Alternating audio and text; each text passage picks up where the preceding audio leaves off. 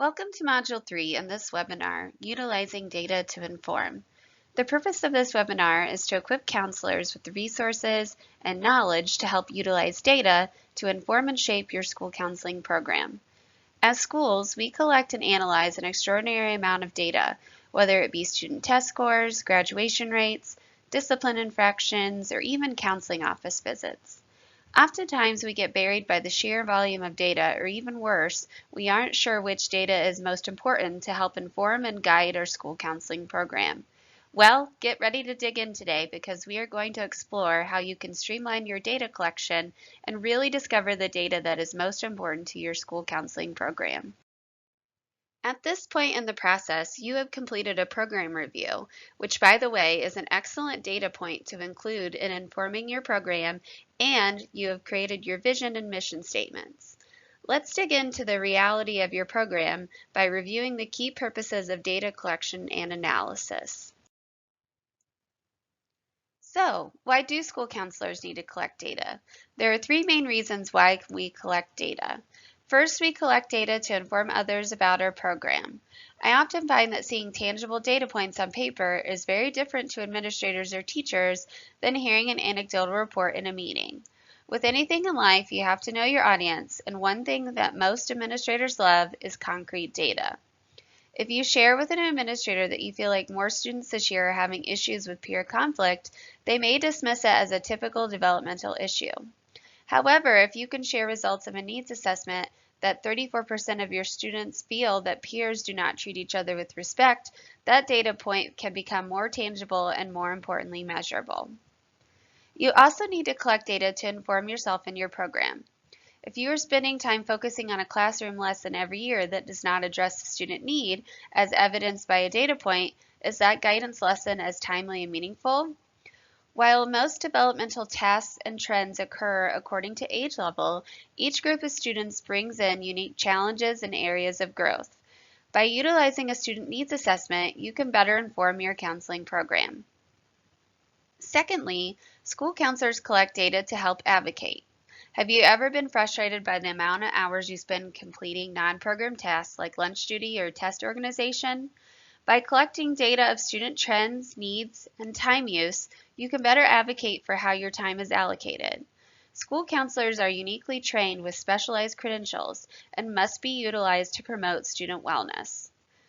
Finally, you can utilize data to help streamline your program. In reviewing your data, it can help to inform what programming you want to keep and what programming you need to omit. Your yearly counseling department calendar should be fluid based on student needs and trends. By utilizing data in these three ways, you can create a comprehensive school counseling program. As school counselors, we know how to access our student test scores, grades, attendance rates, and discipline data. But what does this data actually tell us? This type of data can inform aspects of your school counseling program. For example, how does your school counseling program address poor student grades? Perhaps you can run a study skills group for students who are struggling with homework and studying for assessments. Or would a classroom lesson focused on time-space learning help address poor student grades? Discipline infraction data is also a very powerful tool. Is there a certain area of the building that is seeing more traction in discipline infractions? Or is there an opportunity to teach a lesson about self-control based on this data? Whenever school-wide data is discussed, whether it be in an administrative meeting or on a school improvement plan, counselors must be engaged and ready to adjust programming to address student needs.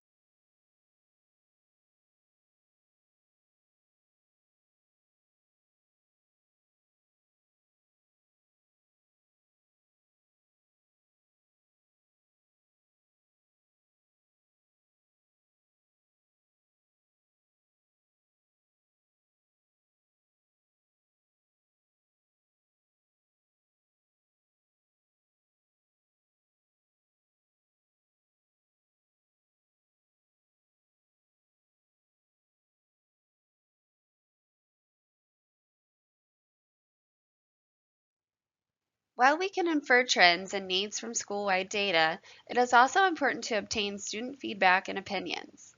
It is immensely helpful to start each school year with a student needs assessment. This assessment could utilize student perception related questions like, how well do I keep my school materials organized? Or, how connected do I feel in school? Or, have I identified any possible future career interests? This type of annual student needs assessment can be conducted in many different ways, and we will share a few examples with you in the Silver Star materials online. Additionally, a quick way to gauge student feedback is to complete a post-guidance lesson survey. I highly recommend creating a Canvas or Google Class course for your counseling department. You can create quick surveys and feedback forms through these student learning management systems to streamline your data collection. Post-lesson surveys are an easy way to gauge lesson effectiveness and what students learned. Talk about a great way to evaluate your program. It is also important to collect anecdotal reports from staff. Your teachers and staff are on the front line with students and observe peer conversations throughout the day. Ask your teachers what your students are talking about and dealing with. This is a great opportunity to gather student needs. Finally, survey your staff. Ask your staff what your school counseling program can improve upon. Ask your staff how your school counselors can better serve student needs. All of these data resources will help inform and provide a more accurate lens to develop your program. Thanks for watching. We hope that this webinar helped you learn more about how you can utilize data to inform your program. Please feel free to reach out to me directly at rfraser@doe.in.gov if you have any questions or support needs. If your question pertains to the online platform, you can also contact Amy Portis of Inspire Success, our technical partner, at amy@inspiresuccess.org.